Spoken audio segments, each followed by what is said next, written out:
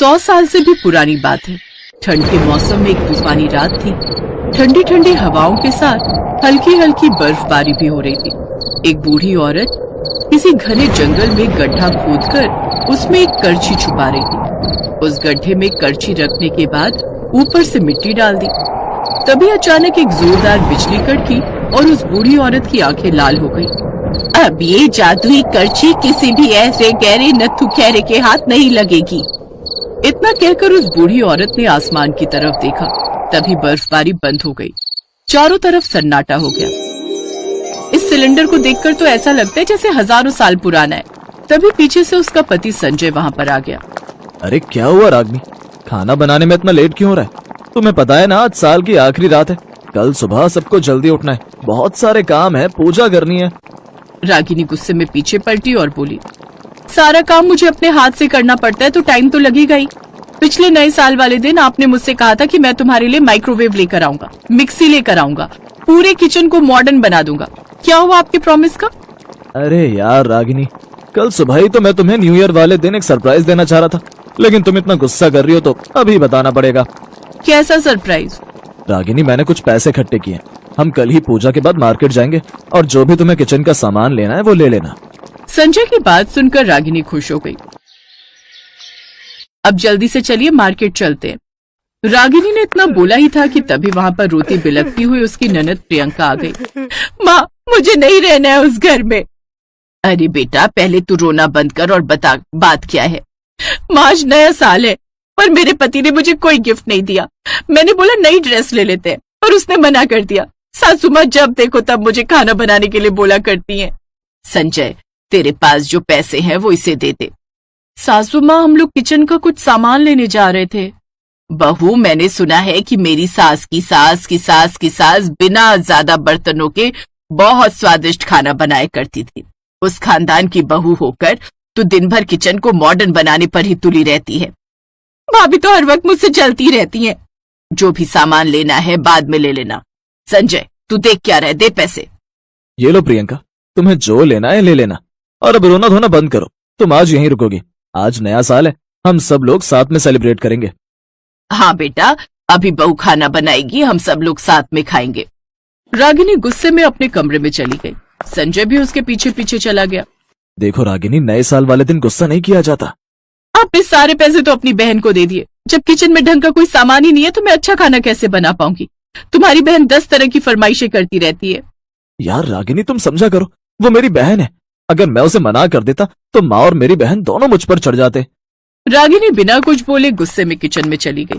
Kitchen में जाते हुए उसकी सास ने देखा और कहा, बहू, अभी खाना वाना मत बनाना, बाहर ठंड बहुत है, पहले चाय और पकौड़े बना।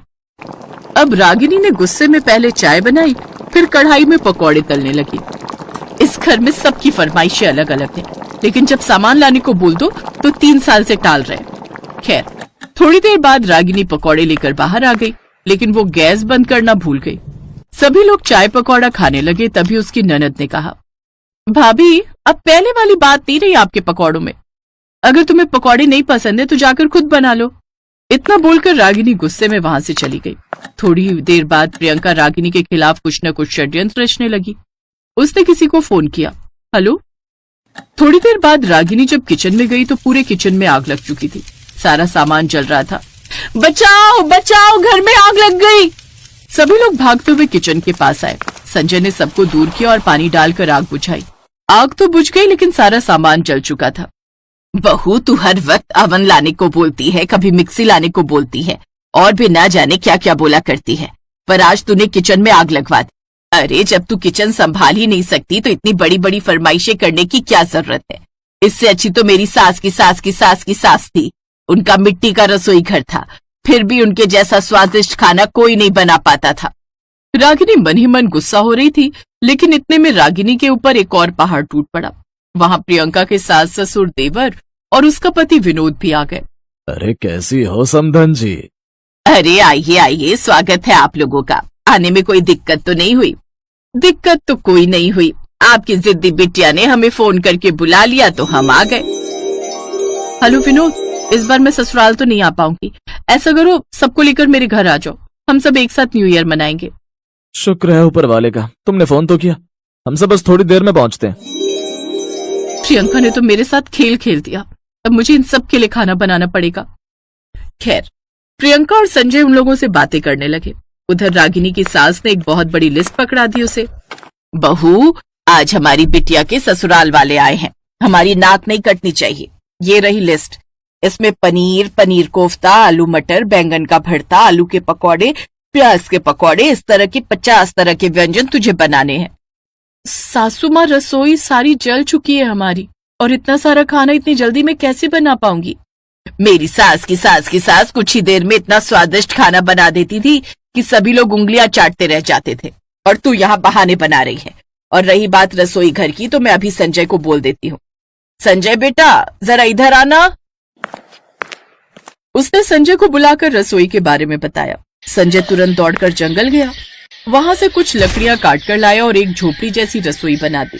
रागिनी, मैंने रसोई बना दी है, जाओ देख लो जाकर। रागिनी भागकर बाहर आई। जैसे ही वो रसोई घर के अंदर घुसी, उसने देखा कि बहुत सारे चूल्हों पर बहुत सारी हांडी में खाना पहले से ही पक रहा था। ये देखकर रागिनी हैरान हो गई। ये क्या हो रहा है? इतना सारा खाना एक साथ पक रहा है, पर मैंने तो अभी कुछ किया ही नहीं। सारा खाना सिर्फ आधे घंटे में बनकर तैयार हो गया। रागिनी ने खाना सर्व किया, जिसे खाकर सभी बहुत खुश हुए। प्रियंका, कुछ सीख अपनी भाभी से। इतना स्वादिष्ट खाना तो मैंने आज तक किसी रेस्टोरेंट में भी नहीं खाया। मेरा खेल उल्टा कैसे पड़ गया? इसके बाद रागिनी की ननद ने 2-3 बार और भी नई नई फरमाइशें कर दी। रागिनी फिर से थोड़ी देर में खाना बनाकर ले आई। प्रियंका, तू बार बार अपनी भाभी का टेस्ट क्यों ले रही है? देख कितने समय में इतना स्वादिष्ट खाना बनाकर ला रही है। तू है कि हर वक्त लड़ाई किया करती है, सारा खाना जला देती है। बहू, समधन जी ने बिल्कुल सही कहा। तूने तो बिल्कुल वैसा खाना बना दिया जैसा शायद मेरी सास की सास की सास की सास बनाया करती थी। आज मैं अपने सारे गहने बेचकर तुझे पैसे देती हूँ। तुझे जो भी सामान लाना है ला, रेस्टोरेंट खोलना है रेस्टोरेंट खोल, तुझे जो भी करना है कर। मैं पहली बार आज तुझसे बहुत खुश हूँ। ऐसा खाना तो आज तक मैं भी नहीं बना पाई।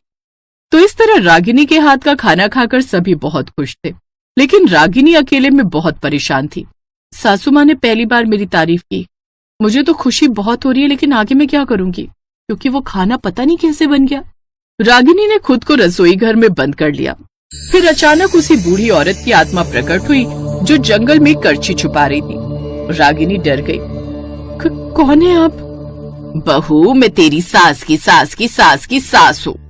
तुझे परेशान होने की कोई जरूरत नहीं। ये सारा खाना मैंने ही बनाया है। आपने? पर कैसे? ये ले, ये है जादुई करछी। ये मुझे वरदान के रूप में मिली थी।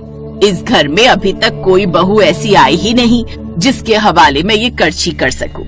लेकिन तू मुझे बहुत अच्छी लगी। मुझे लगता है तू इस जादुई करछी की जिम्मेदारी संभाल सकती है, इसीलिए इसे तू ही रख ले।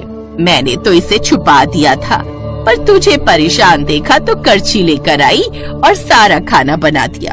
पर इस जादुई करछी के बारे में किसी को भी मत बताना, क्योंकि जो इसके काबिल होता है ये उसी के पास रहती है, वरना गायब हो जाती है। इतना बोलकर रागिनी की सास की सास की सास की सास गायब हो गई। अब रागिनी उसी जादुई करछी से खाना बनाने लगी, जिससे उसकी सास उससे हमेशा खुश रहने लगी।